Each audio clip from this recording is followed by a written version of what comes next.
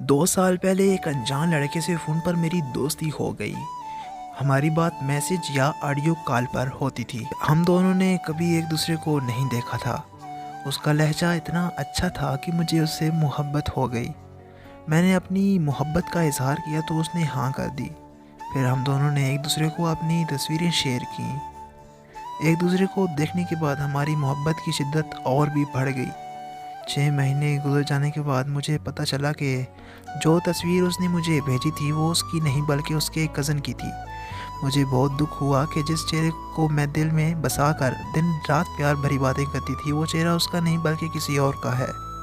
پھر اس نے مجھے اپنی تصویر بھیجی جو کہ مجھے پسند نہیں آئی تو میں نے اس سے بات کرنا بند کر دی۔ اس نے میری بڑی منتیں کی، مجھ سے معافیاں مانگی، لیکن میں نے اسے معاف نہیں کیا اور اس کا نمبر بلاک کر دیا۔ کچھ عرصے کے بعد میں بہت بیمار ہو گئی اور علاج کے باوجود مجھے شفا نہیں مل رہی تھی، تو مجھے لگنے لگا کہ شاید میں نے اس لڑکے کو معاف نہ کر کے اس کا دل دکھایا ہے، جس کی سزا مجھے اللہ دے رہا ہے۔ میں نے اسے ان بلاک کر کے اس سے معافی مانگی۔ اس کے معاف کر دینے کے بعد میں جلدی ٹھیک ہو گئی۔ ہم پھر سے ایک دوسرے سے دن رات باتیں کرنے لگے۔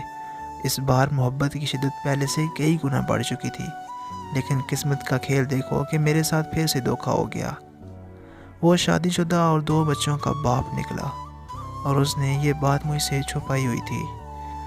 اسے اس بات کا نہیں پتا کہ مجھے اس کی شادی کا پتہ چل چکا ہے۔ اس کے دھوکے نے مجھے اندر سے توڑ کر رکھ دیا ہے، لیکن اب میں اس کی محبت میں اس قدر پاگل ہو چکی ہوں کہ میرے لیے اسے چھوڑنا شاید اپنی سانسوں کو توڑنا ہے۔